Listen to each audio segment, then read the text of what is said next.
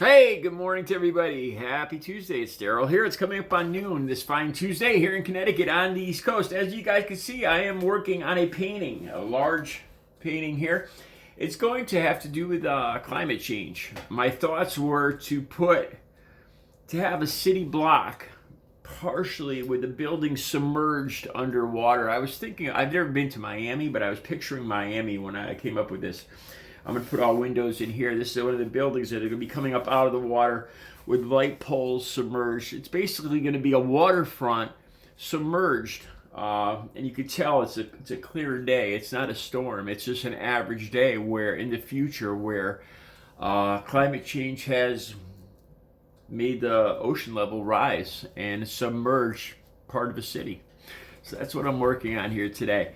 Anyway, so I have a feeling that next week is going to be a chaotic week, and I think Mike Pence is going to be at the center of it. I want us to do a little short video talking about that.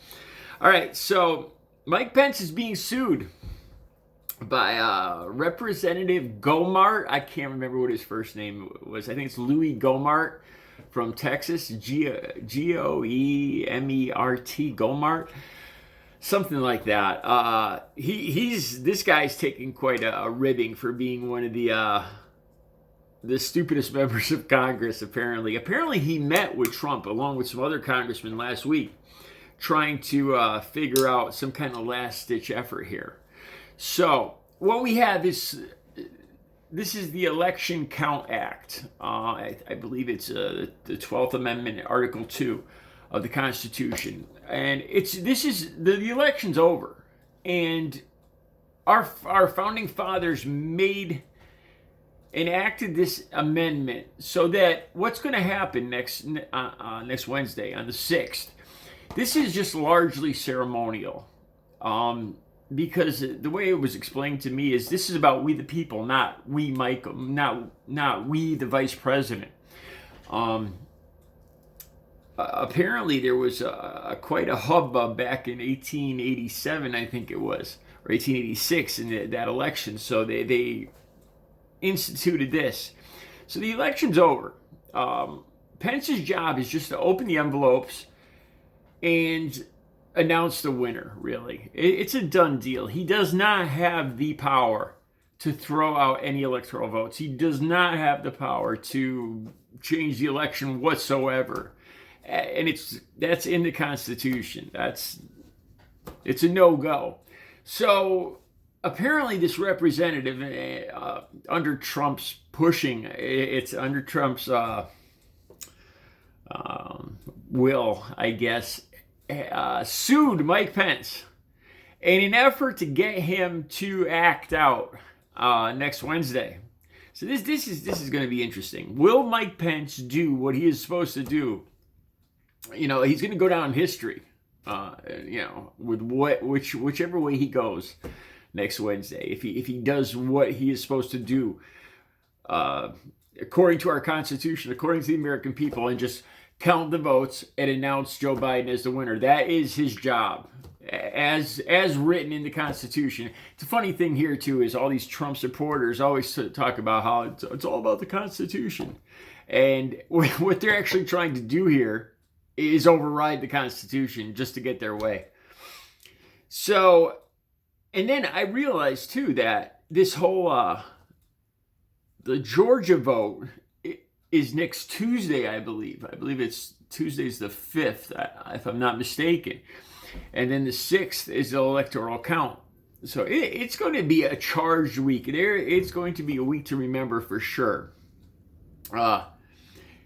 The way I see it, the way I've been researching this, and so Trump keeps talking, trying to get people to his factions, his base, to come to Washington to protest. And after reading all this, it's an obvious attempt by Trump to first of all, he's trying to strong arm Pence into doing something illegal, unconstitutional, and something that he will be forever blackballed in history. And I think as a backup plan, Trump plans on having his stand back and stand by group and a whole variety of other troublemakers and mayhem lined up for the outside on the 6th, the outside of the where this is all going to happen. Where he said it's going to be, what he says, it's going to be wild. So it's going to be interesting. Basically, it looks like a madman's attempt at a straight out coup to try to keep power, to overturn the election, to overturn our rules of law, the Constitution, to force his vice president into doing something illegal and unconstitutional. And if that doesn't work, to incite a riot. That's honestly, that's the plans for next Wednesday.